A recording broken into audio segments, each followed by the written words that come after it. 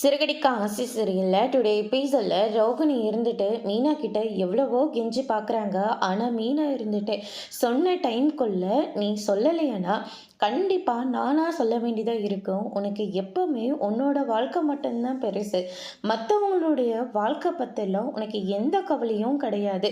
இதுக்கு மேலே உனக்கு என்னால் எந்த டைம் கொடுக்க முடியாது அப்படின்னு சொல்லிட்டு மீனா இருந்துட்டு ரோகிணியை வார்ன் பண்ண விஷயத்தெல்லாம் ஞாபகம் வச்சிட்ருக்காங்க.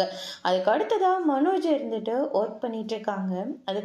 ரோகிணி இருந்துட்டு மனோஜ் நான் ஒரு விஷயம் சொல்லட்டுமா அப்படின்னு சொல்லிட்டு கேட்கவும், எதுவாக இருந்தாலையும் இதை நான் முடிச்சுட்டு வந்துடுறேன் அப்புறமா சொல்லு, ஏற்கனவே பிஸ்னஸ் வந்து ரொம்பவே லாஸில் போயிட்டுருக்கு, என்னால் என்ன பண்ண முடியும்னு எனக்கு தெரியல, நான் சொன்ன ஐடியாவை ஃபாலோ பண்ணால் எந்த கஷ்டமும் இல்லாமல் ஈஸியாக நம்ம கடன்லேருந்து தப்பிச்சிடலாம் அப்படின்னு சொல்லிட்டு நம்ம மனோஜ் வந்து சொல்லிடுறாங்க.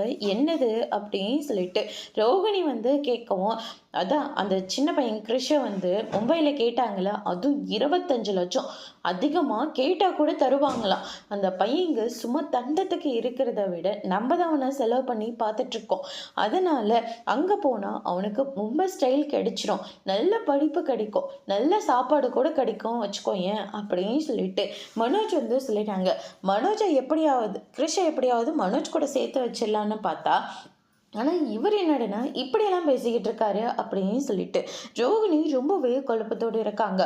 முத்து வேகமாக வீட்டில் வந்து எல்லாரையும் கூப்பிட்டு உன் பேர் கல்யாணி தானே சொல்லிட்டு நம்ம ரோகிணியை பார்த்து சொல்லவும் எல்லாருமே ஷாக் ஆகுறாங்க. அதோட பிரம முடிச்சிருக்காங்க.